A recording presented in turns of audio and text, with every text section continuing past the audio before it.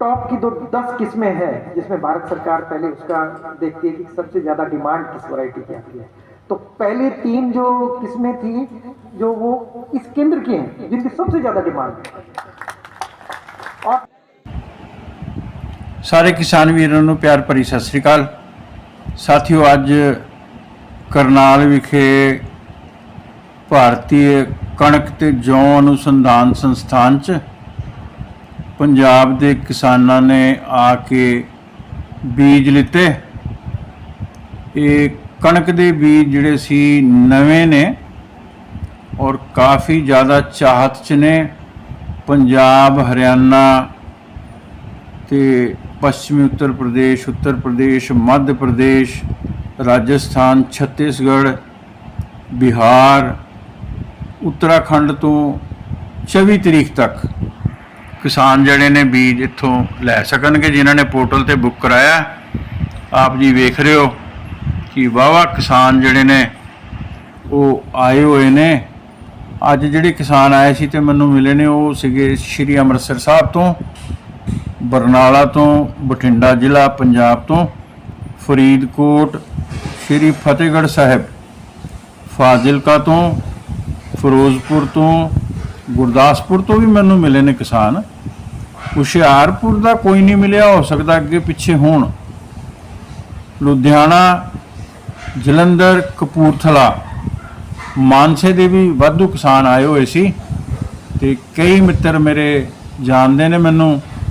मैं सारे नाल गलबात की, चंगी खेती ते चर्चा हुई ते अज पहली बार, पहले तो खाली बीज ही वंडिया जाता सी इत्थे इंस्टीट्यूट च,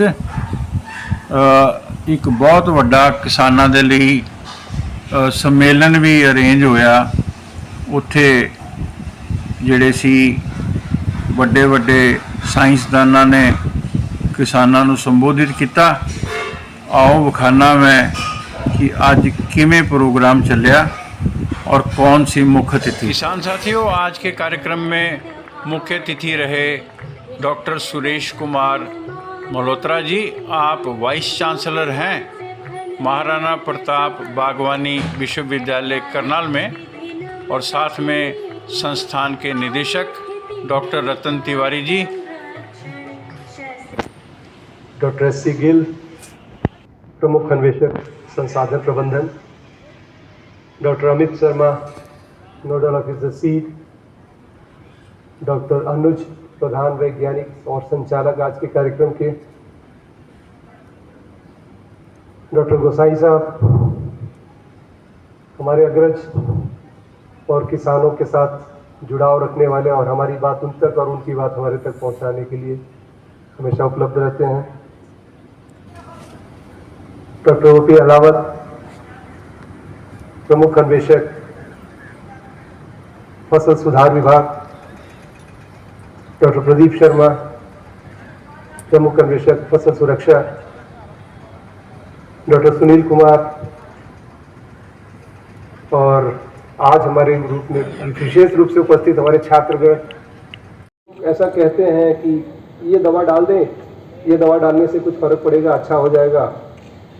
तो देखिए मेरे भाई बंधु जो काम करते हैं एग्रीकल्चर केमिकल्स का, उनका तो बिजनेस है, वो तो आपको बताएंगे, लेकिन आप विवेकपूर्ण तरीके से, जैसे गिल साहब ने आपको अपना नंबर दिया, आप व्हाट्सएप में होंगे, जुड़े होंगे जरूर किसी न किसी ग्रुप से, आप कोई केमिकल खरीदने के पहले एक बार जरूर परामर्श ले लें कि उस केमिकल की स्प्रे की जरूरत है या नहीं है। अनायास कि आपके पड़ोसी किसान ने डाल दिया, आपको भी डालना है और आपको दुगुना डालना है, उससे ज्यादा फायदा होगा, ऐसा ना करें। मैं आसपास के गांव में गया, बहुत पढ़े लिखे किसान हैं लेकिन वो भी ऐसा करते हैं कि अगर किसी ने 1 कट्टा खाद डाला तो 1.25 कट्टा डालेगा, किसी ने 1 बार दवाई छिड़की वो 2 बार दवाई छिड़क देगा। तो वो समझाने वाले कुछ होते हैं, लोग वैसा समझा देते हैं, लेकिन आप अपने विवेक को जागृत रखें, उससे फायदा होगा। मैं आपका और शुक्रगुजार हूँ क्योंकि आपको पता है कि आपने पर्ची ले रखी है और सीड आपको मिलना है।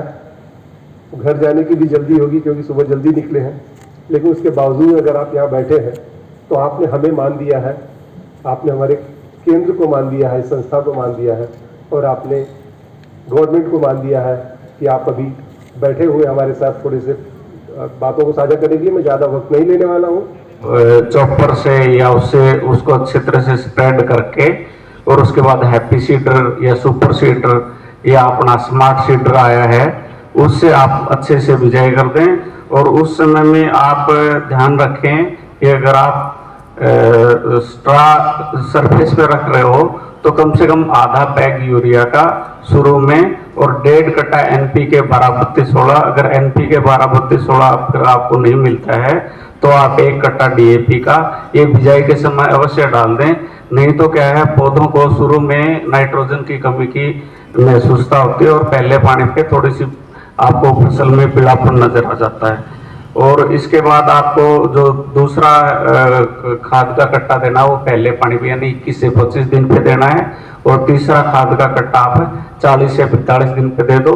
इसके बाद आपको ज्यादा लेट यूरिया देने की जरूरत नहीं। तो एक बड़े लीडर के रूप में उभर करके सामने आ सकते हैं, लेकिन हम लोगों को जो तकनीक अनुसंधान केंद्र ने बनाई है उनको अडॉप्ट करने की ज़रूरत है। जैसे कि अभी मैं सुन रहा था कि ऐसी बहुत सारी किस्में हैं जो इस केंद्र ने बनाई है और करीब जो मेरी डायरेक्टर साहब से भी अभी बात हो रही थी कि जो टॉप की 10 किस्में हैं जिसमें भारत सरकार पहले उसका देखती है कि सबसे ज़्यादा डिमांड किस वैरायटी की आती है।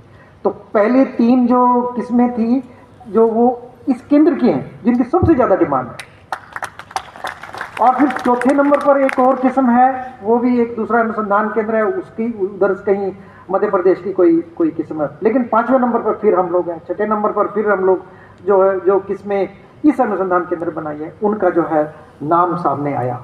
और ये केंद्र लगभग जो 11,000 क्विंटल से ऊपर जो मेरी बात हो रही थी इतना जो है ब्रीडर सीड का उत्पादन होता है। अगर आप इसको 40 से गुना कर दो तो लगभग जो है ये 4.4 लाख हेक्टेयर एरिया लगभग जो है इसमें कवर हो जाता है। तो आप देखते हैं कि इसकी कितना लार्ज स्केल कवरेज, जो ब्रीडर सीड्स को फिर से आप मल्टीप्लाई कर दो सर्टिफाइड सीड से तो वो भी जो है मात्रा काफ़ी अधिक बन के आती है। तो कितना लार्ज। किसान साथियों, जो सम्मेलन हुआ उसमें बड़े खुश मन से किसानों ने वैज्ञानिकों की बात को सुना और वैज्ञानिकों ने भी उनको अच्छी खेती करने की सलाह दी कि किस प्रकार से वो अपनी उत्पादकता को, पैदावारी को बढ़ा सकते हैं। और कई किसान जो थे मुझको जानते थे, उन्होंने चर्चा की और हमने भी उनसे बातचीत की और किसानों ने बड़े अच्छे मन से बीज को खरीदा। आप सब अच्छे से करें खेती।